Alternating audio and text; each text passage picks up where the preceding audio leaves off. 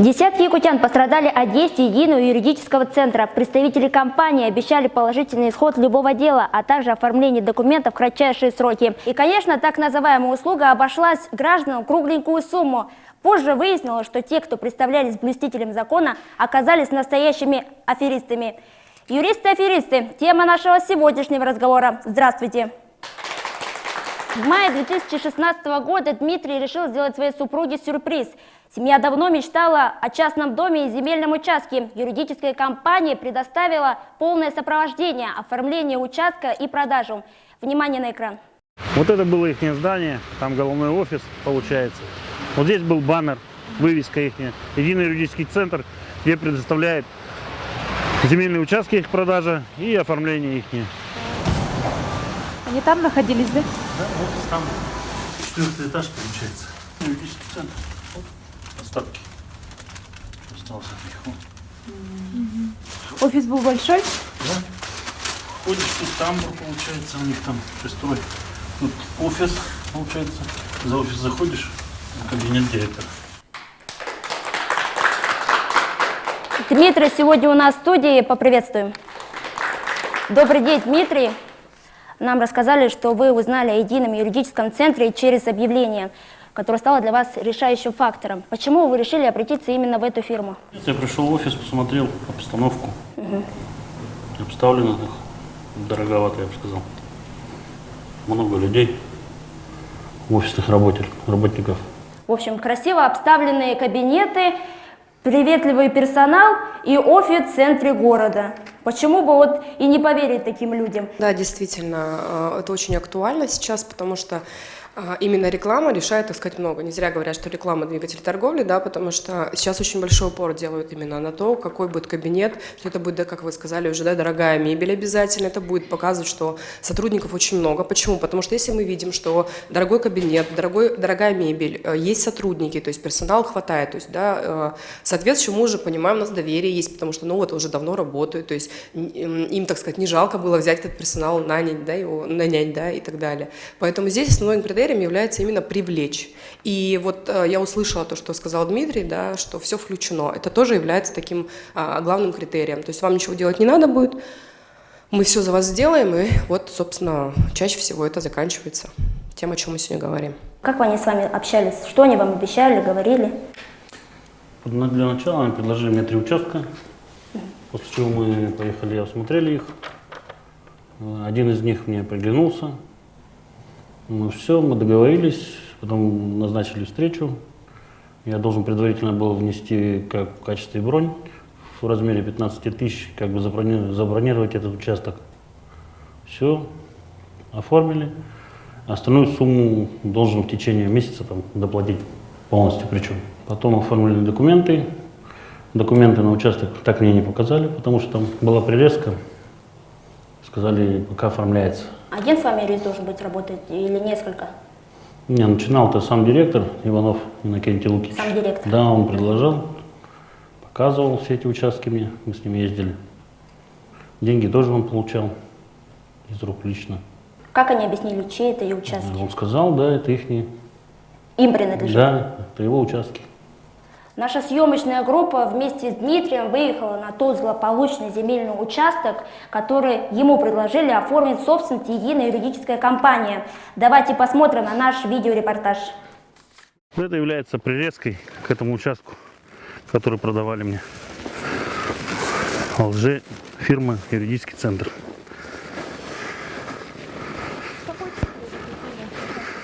Для строительства дома под ИЖС.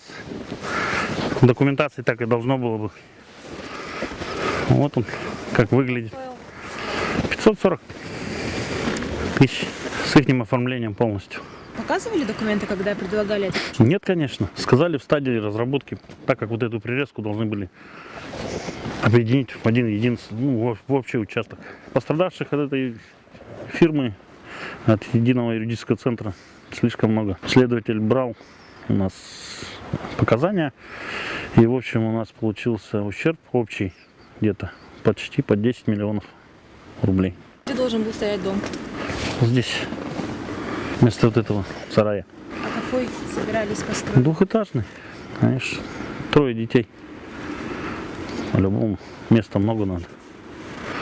Гараж, также теплички, огород. Ну, как обычно, под старость надо себе готовить было. Огород спахал для начала.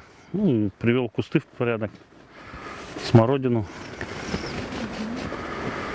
Начал облагораживать. После чего приехал настоящий хозяин и сказал, нечего мне тут делать. Потому что это его земля. Причем предоставил документы. Дмитрий, какие у вас были планы? Ну, для начала Иванов сам сказал мне, так что можешь здесь спокойно огораживать и строить дом. Облагораживать. Ну, что хочешь, то делай, короче. Это земля как твоя будет. Уже заготавливали материалы? Да. И сколько это обошлось вам? 540, ну, я взял кредит. Ну, короче, в общем, на 4 года с выплатой у меня выходит 1 200 000. Я должен заплатить теперь. Какие-то документы он вам показывал? Да, была топографическая съемка о Меридиан, где участок, где его имя, фамилия была фигурантом, что это участок и принадлежит ему. На самом деле получилось, как этот участок был, оказывается, другой хозяин. Вообще общались вы с соседями? Конечно, И конечно. что они вам сказали? Да там просто такая движуха, что много менялось хозяевов до этого. То есть до этого еще приходили и также... Да, конечно, и не единожды. Не я первый. Год назад, говорит, приходили тоже меня, этот же участок. И, по-моему, 2 года назад, как этот сосед мне сказал. Ну, я заподозрил, потому что срок назначили где-то полгода на оформление всех документов, договора купли-продажи. Ну, нет, как на подготовку полного пакета. И в итоге, смотрю, никаких движений, я уже прихожу в офис, они уже на меня смотрят, как на чужого человека, типа, что ты пришел? Все, деньги получили, что им еще надо? Сегодня у нас в студии руководитель агентства земельных отношений Игнат Попов. Игнат, скажите, вот что должно было в этой профессионально отработанной схеме вот насторожить Дмитрия? Ну, тут надо смотреть сам документ и этот договор. Если договор звучал о том, что земельный участок находится в собственности муниципалитета, то есть он правами не обременен, то есть они как бы тут являлись посредниками, риэлторами, да, и риэлторы, получается, у вас получили доверенность, и они представляли от вашего имени, обратились в орган местного управления для оформления земельного участка. В соответствии с законодательством земельный участок мы можем без торгов предоставить только льготным категориям граждан, а это многодетные, либо инвалиды, которые состоят в департаменте жилищных отношений как нуждающиеся в улучшении жилищных условий. Вот это вот льготная категория граждан, которая может получить без торгов, а все остальное в соответствии с земельным кодексом. Можно ли продавать землю, которая уже находится под собственностью? Ну, конечно, нет. Это уже факт мошенничества. То есть, я так поняла, Дмитрий в дальнейшем убедился, что эта земля принадлежала иному лицу.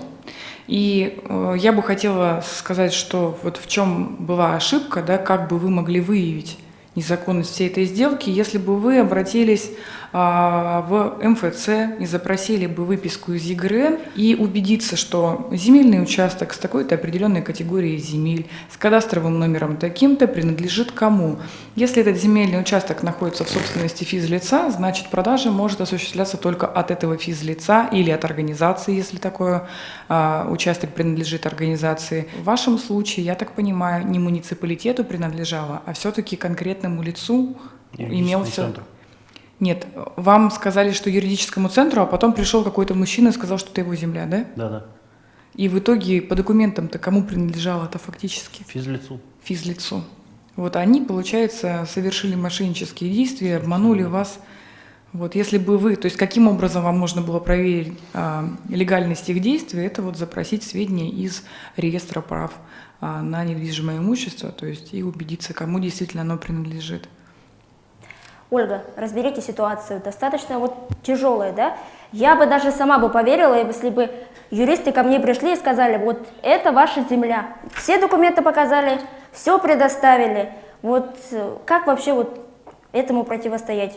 На самом деле сейчас с каждым, ну, так сказать, днем все больше и больше таких людей, и в основе идет именно психологическое давление, основано тоже также на манипуляции. Возможно, спрашивали как раз, да, там, с какой целью берете, там, для чего берете, и в процессе предложения этих участков было, вот смотрите, вот здесь у вас будет дом стоять, там, вот здесь у вас будет это стоять, да, ну, то есть такую визуализировали картинку, да, которая, естественно, Дмитрию понравилась, потому что он этого и хотел, и на основе этого они начали, вот, собственно, влиять. Еще есть такой момент, они предлагают обязательно всегда два варианта, потому что нужно как бы людей ставить в определенный выбор, чтобы человек сам делал выбор. И еще один момент, о котором также идет речь, это что оформление нужно сделать вот прямо сейчас. Вот эти слова обязательно должны у каждого человека в голове сразу поставить пунктик. Почему это не терпит дня буквально, да? Ну вот для этого момента, потому что, ну, ничего не бывает, все срочно. Дмитрий, вам тоже говорили, да, такие слова? Срочно, быстро мы во все оформим. Только подпишите, согласитесь, и я все сделаю. Только дайте деньги. Вы дайте деньги еще, да? Мгм. А когда вы поняли и почувствовали, что вас уже обманывают? Я же говорю, где-то месяц пошел уже. Смотрю, отдаленно все как-то.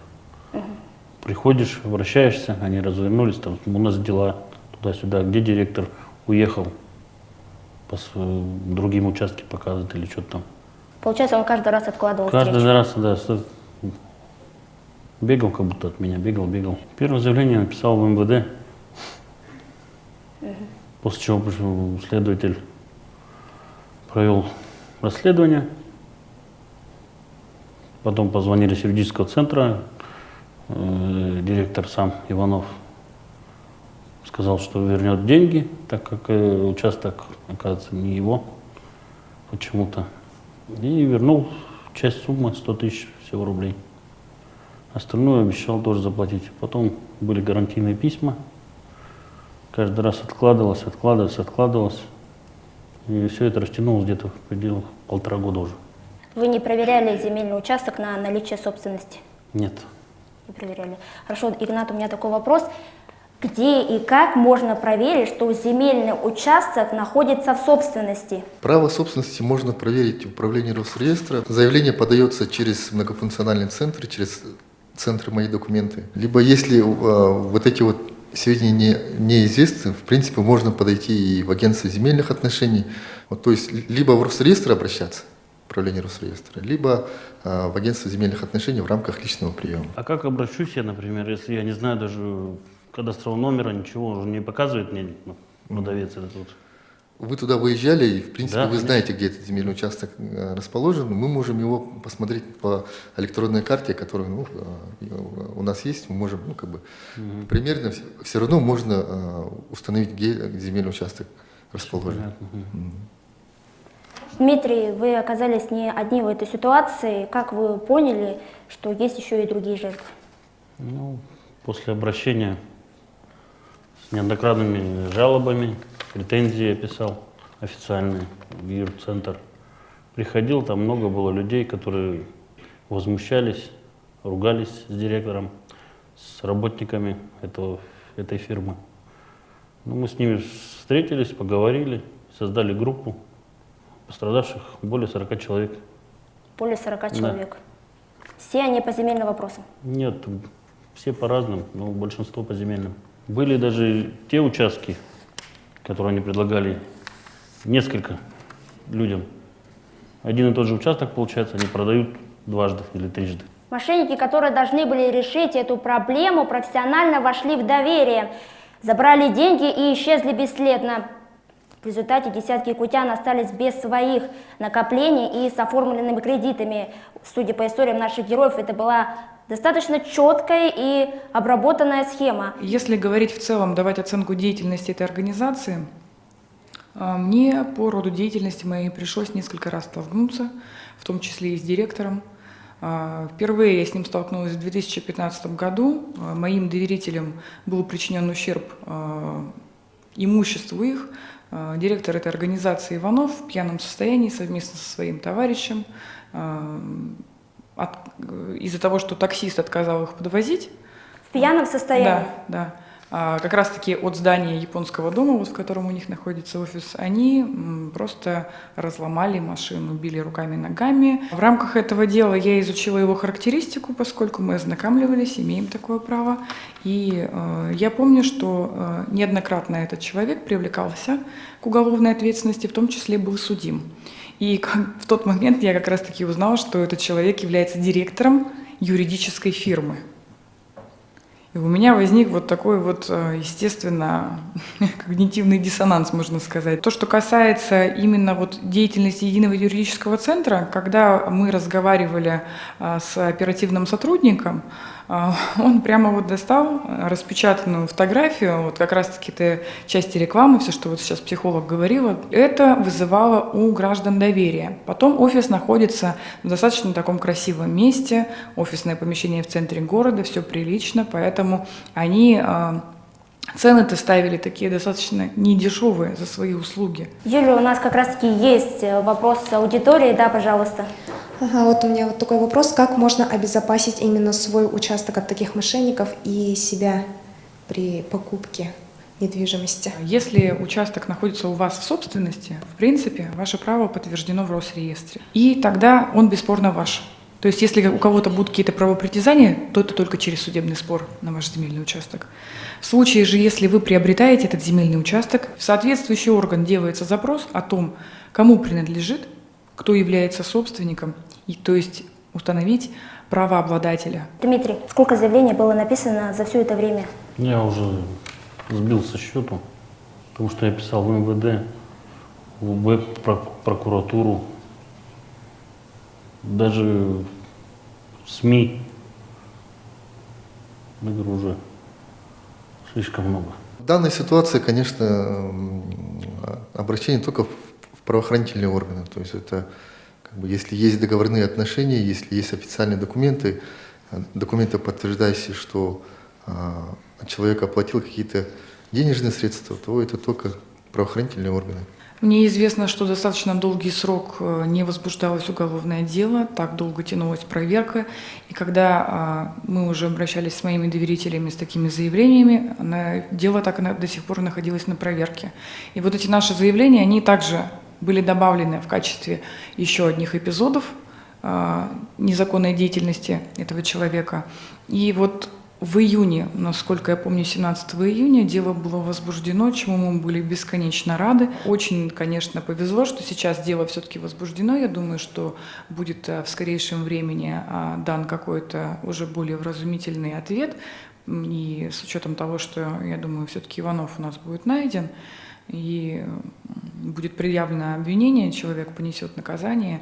И в рамках уже гражданского иска, который заявит, скорее всего, все пострадавшие будут взыскивать с него денежные средства, если таковые у него имеются, имущество и так далее, будет подлежать взысканию. Дмитрий, в такую ситуацию мог попасть каждый из нас. Мы надеемся, что ваши права будут защищены. Мы тоже надеемся.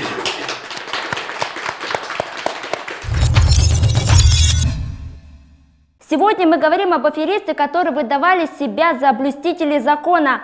Они обещали помочь гражданам и прикрывались громким названием «Единый юридический центр». Псевдоюристы набивали себе карманы. Сегодня у нас в студии Евгений, который также обращался в эту компанию. Давайте встретим его.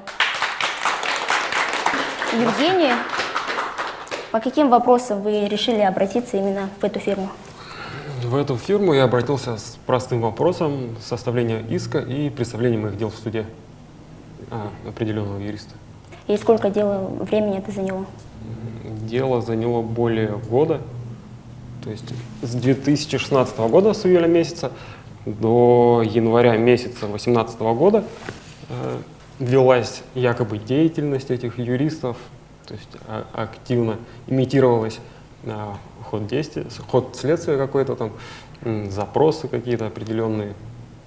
И уже в январе месяце самостоятельно я узнал, что самого юриста, который занимался моим делом, нет в этой конторе.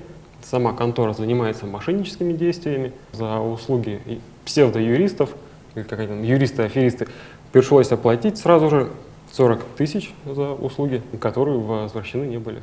А хоть какая-то работа была проведена? Нет, была бурная имитация деятельности, то есть что они подавали запросы, занимались моим делом, готовили все. Велась переписка с юристом, который непосредственно моим делом занимался. Он все очень там красочно рассказывал, как ход дела идет, какие сложности возникают у него, что дело для него первостепенное. Но в итоге ничего не произошло. Не было никакого иска даже составлено. В итоге, благодаря Юлии, мы потом посмотрели, что даже доверенность, которая была оформлена, она была оформлена всего лишь навсего на год. Но ход дела был вплоть до 2018 года. То есть они даже насчет этого не заморачивались, не беспокоились врать. Ну, здесь уже моя невнимательность. Почему вы решили обратиться именно к юристу, а не адвокату? Не знаю, вопрос вообще обращения к юристу возник, потому что у самого нет никакой грамотности в этом деле. То есть как составить правильно иск, как им заниматься, как в суд подать, как представлять свои интересы, как там отстаивать все. И громкое название «Единый юридический центр», плюс находился в таком благополучном районе, грубо говоря. То есть не где-то на отшибе, не на окраине, практически в центре, известное место, японский дом. У меня такой вот личный вопрос. Есть ли вообще разница между юристом и адвокатом? Разница принципиальная тем, что адвокат – это всегда юрист. Но юрист, который себя таковым называет, не значит, что у него есть юридическое образование вообще. И если у него вообще высшее образование. То есть физически я могу выдать доверенность, как я говорю, дяде Пете дворнику, который меня, адвоката, пойдет в суде представлять. Это законом не запрещено. Есть такая возможность, которой пользуются вот такие люди. В чем принципиальное отличие? У адвоката всегда есть удостоверение, которое можно проверить, да, на Минюст эти удостоверения выдает. И работа адвоката, она не является коммерческой деятельностью. Это деятельность по оказанию квалифицированной юридической помощи гражданам и организациям. Игнат, к вам ведь тоже, да, обращались жильцы по поводу земельного вопроса. Вот какая категория вот именно земли они обращались? Ну, да, если по практике говорить, у нас были обращения от льготной категории граждан, а именно многодетные граждане, которые от Единого юридического центра тоже была реклама, что мы вам поможем в получении земельного участка реализовать свое право как многодетный гражданин. Если вы состоите в очереди, подходите к нам, мы вам поможем оформить земельный участок. И при обращении многодетных граждан, вот они показывали именно списки уже готовых, как они говорили, земельных участков. Земельные участки, на которые права не возникли, то есть вы можете выбирать там из списка любой участок, и мы вам его оформим в течение какого-то определенного времени. Но есть очень много отказов. Похожий случай, который нам рассказал Дмитрий, да, земельный участок уже давно имеет своего хозяина, но однако же гражданин там не освоил земельный участок, он пока на сегодняшний день стоит пустой, вот они показывают, и, видимо, вот так вот и берут деньги не за земельный участок, а за посреднические услуги для оформления земельного участка. Мы также связались с Министерством внутренних дел, которые как раз-таки занимаются делом в отношении директора этой фирмы. Давайте послушаем. В июле 2018 года нашим подразделением возбуждено уголовное дело по признакам преступления, предусмотренного частью 4 статьи 159 Уголовного кодекса Российской Федерации, по обращениям граждан в отношении руководителей общества с ограниченной ответственностью «Единый юридический центр», которые в период 2013 по 2018 год заключали договора с гражданами об оказании услуг по оформлению земельных участков на территории города Якутск, но обязательства свои по данным договорам не выполняли. В ходе расследования уголовного дела мы установили, что непосредственное отношение к деятельности данной организации, решения основные принимал руководитель этой организации и распоряжался денежными средствами он же. В связи с чем, с учетом достаточных доказательств, было принято решение о введении его в статус обвиняемого заочно. Руководитель данной организации объявлен в федеральный розыск. Имеются данные о том, что ранее неоднократно привлекался к уголовной ответственности по преступлениям, связанным с хищением, преступлениям, то есть против собственности. Евгений, вы вот уже добились своего результата в этом деле, в отличие от дела Дмитрия, в котором до сих пор все еще в процессе. Есть результат по делу, то есть мы выиграли свой иск. У меня была аналогичная ситуация, как у Дмитрия. Я тоже обратилась в эту юридическую компанию, но там был ответ, что земля предназначена для общего пользования. И юрист меня уверял, что они могут оформить под индивидуальное строительство. Так можно было сделать или нет? Земельный участок должен соответствовать градостроительному законодательству. То есть это, во-первых, генеральному плану города Якутска, правилам землепользования, и застройки города Якутска, и проекту межевания территорий. Вот именно проект межевания территорий, он определяет, какой статус имеет земельный участок. Образуемый земельный участок для индивидуального жилищного строительства, либо это территория общего пользования, которую могут пользоваться неограниченный круг лиц. Да? И, в принципе, можно, конечно, обратиться с заявлением об изменении статуса этого земельного участка с земель общего пользования под образуемый земельный участок, либо под индивидуальное жилищное строительство, либо под дачные строения.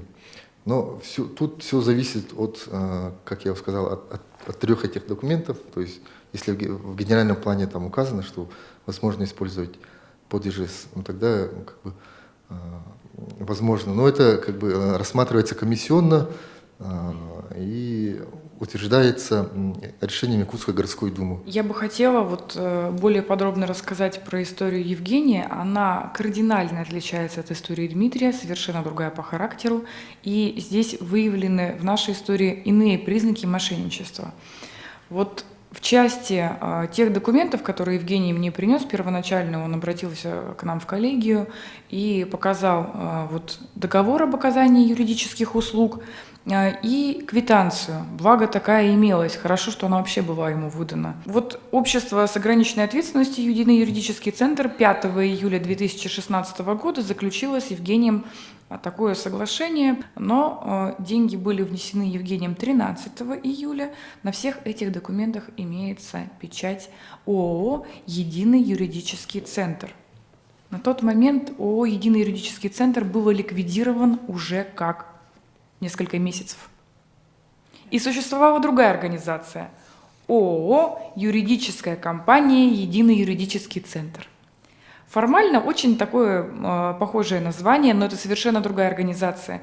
То есть деньги были приняты и заключено соглашение с той организацией, которая не существовала, что заведомо говорит о мошенническом характере действий. То есть Евгений не мог бы обратиться в суд с расторжением этого договора и взыскание в официальном порядке, в рамках гражданского процесса денег с этой организации. Есть доверенность, в котором сказано, что это переводится на другую, компанию, получается? То есть деньги вносит он одной компании, ликвидированной, а оплату по доверенности могут выступать другая компания, которая вновь образуемая.